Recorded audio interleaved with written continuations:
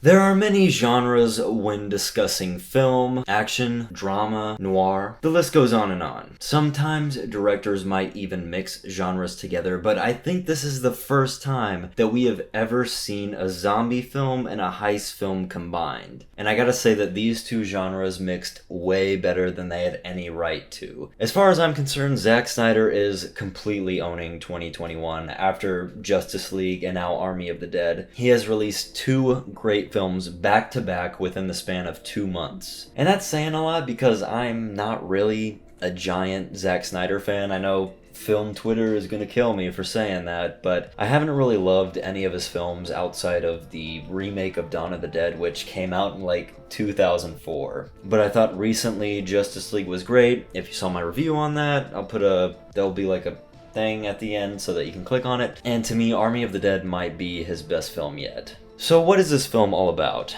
Well, when a zombie outbreak happens in Las Vegas, America decides to border off the entire city to keep the infection contained. And as the zombies are all trapped in Las Vegas, life continues to happen all around the globe, and that's where we meet our main protagonist, Scott, played by Dave Bautista. We find Scott at the beginning of the film working at a burger joint despite being an elite soldier that saved a lot of lives when the outbreak started. When a rich casino owner, played by Hiroyuki Sanada, finds Scott, he tells him that in the basement of his casino is $200 million, and if Scott can assemble a team and retrieve that money, he can keep a quarter of everything for himself and his team, which is such a great plot for a zombie film. We have seen heist movies time and time again, Ocean's 11, Tower Heist, Ant-Man, but mixing the zombie genre with the heist genre just somehow made this film so entertaining and intense and just more than anything, just a lot of fun. And like I said, might be Snyder's best film yet. In terms of Snyder's previous work, a big reason why I haven't been the biggest Snyder fanboy is because in his earlier films,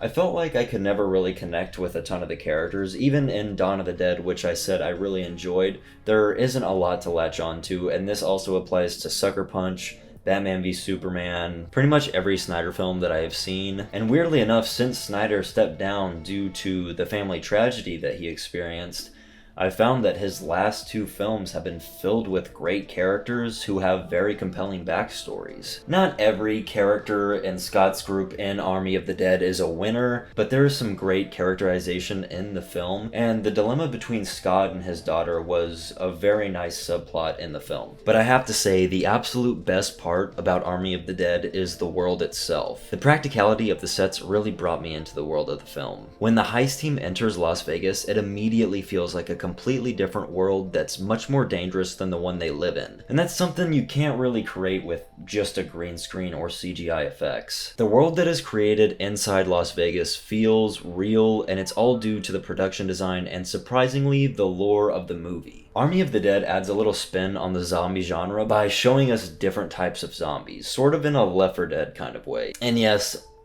this is pretty much a Left 4 Dead movie, if you hadn't noticed. I can't remember what the base level zombie is called, but think The Walking Dead. They're slow, dumb, and die very easily, while alphas are very smart and organized. They move much faster and are way stronger than their human counterparts, which is why Dave Bautista was such a great choice for the lead of the film. He has such a unique physicality to him. You feel like whenever a human and an alpha go head to head in Army of the Dead, that the alpha is going to win 99% of the time. But because Bautista is so jacked, you feel like he can hold his own in a one-on-one fight. Every action set piece that he's a part of is super entertaining, and surprisingly, the emotional stuff in the film that involves Scott's character is great as well. There is no bigger critic of Bautista's acting than Bautista himself. He's gone on record many times saying that he doesn't think he's the strongest actor, but I think he needs to give himself more credit. He is fantastic in this film. Definitely a much better performance than anything The Rock has given, and I am a huge fan of Dwayne Johnson. But Bautista brought such a nuance to the film. He's almost like the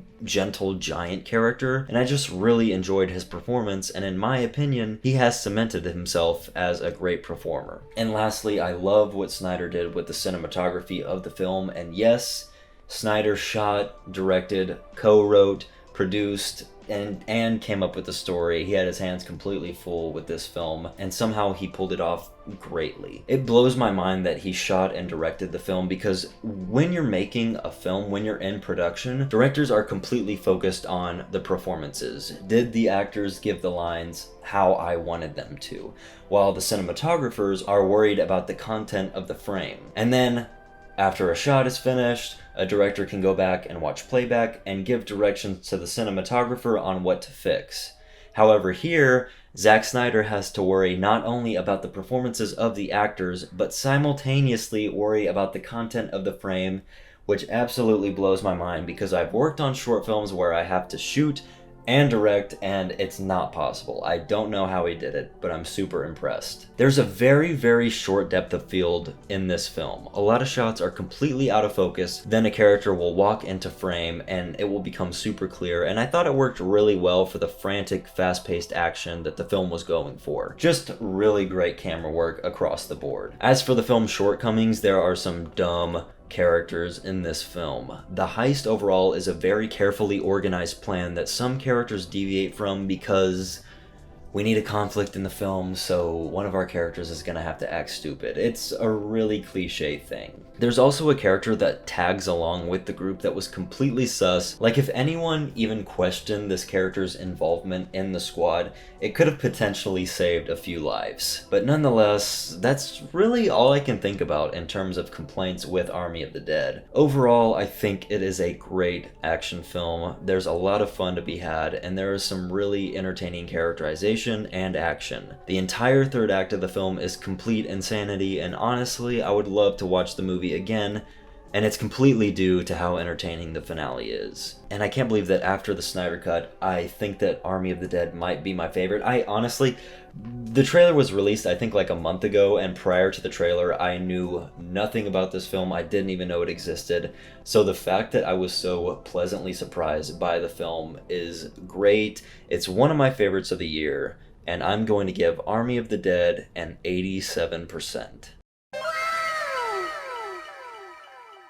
Definitely check it out this weekend when it drops on Netflix. It is super worth your time, especially if you love heist films, if you love zombie films, if you love both.